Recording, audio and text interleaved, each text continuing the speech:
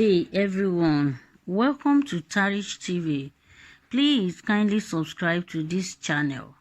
Also, hit the bell icon so you can get notifications. Thank you. Group threatened 1 million march over harassment of Igbo leaders.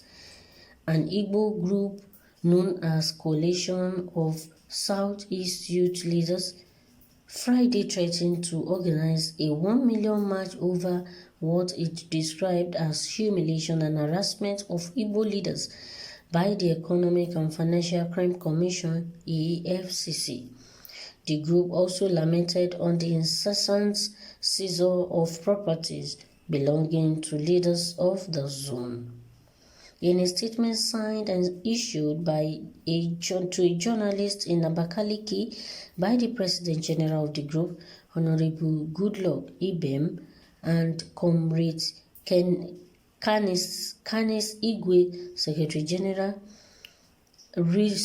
recounted, how EFCC had in the past came after leaders of Southeast while their counterparts in other zones of the country were left untouched.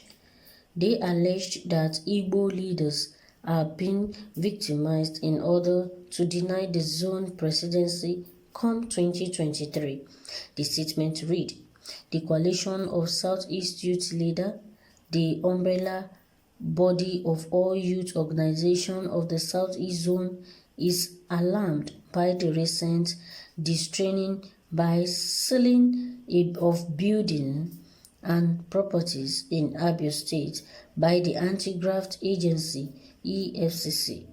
It is only a prerogative of a court of competent jurisdiction by the law empowered to seal a property or keep the public off building and properties in public and state interest if it is proven beyond every reasonable doubt that such properties are acquired through unlawful means. Contrarily, there is, to COSEYL's knowledge, no warrant from the court of the land as to why the building should be restrained. It is very shocking and sad that out of the 6 geopolitical zones in the country, only Southeast political leaders are being targeted for prosecution. Political leaders who served at the same time with their Southeast counterparts are moving about freely without any harassment, arrest, or sealing of properties in their states and region.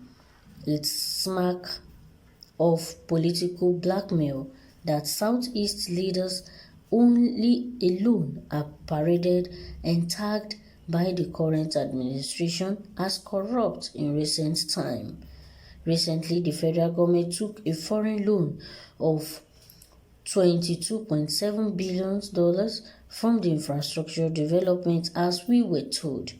Out of such whooping sum of money, no project or kobo was budgeted for Southeast, even when some states in the zone are oil-producing states that produce part of the revenue through which the government will service and even amortize the said loan.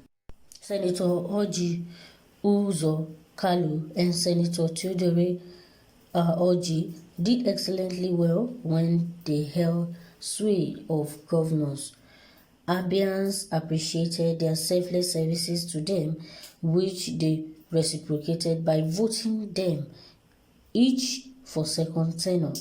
Those of us who were in Abia saw what they did with the lean resources at their disposal during their tenure. Engineer Eyinaye Uwafo, the son of the former deputy governor of Abia State and currently the chief executive officer of Tunnel End and Rockwater Integrated Services Limited, has also been taken to cleaners by some unseen forces using the anti-graft agency EFCC. Could his offense be that he is an Igbo man who should not, by any legitimate means, under the right circumstances, prosper in his endeavors? We demand that the EFCC should allow our leaders to concentrate on their duties at the National Assembly at any other pace. This is another group again. They call themselves COSELY, and they are also demanding for some of their leaders' properties to be released, that the properties have been banned by the EFCC, and they are demanding for the release. How many groups do we want to have? Only in Igbo land or in southeastern part of the country. How many groups do we want to have? Everybody is demanding for this. This is demanding for that. Can't they come out as one body? I stand to be corrected, but that is how I feel about all that. Let's hear what people have to say.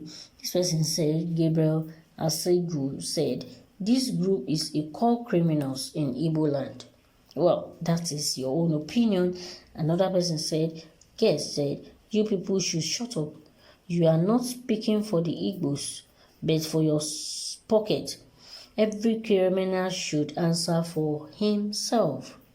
Another person, Godson, said, T.O.G. did not do well in Abia State and needs to go to prison for that with his son.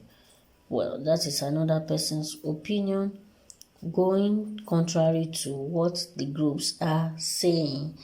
These are the comments from the people. Let's still hear what your thoughts are and your view concerning this group. Is it right for them to challenge the EFCC for the release of their leaders and telling them to allow them concentrate on their work? Thank you guys for listening, and I will see you on the other news.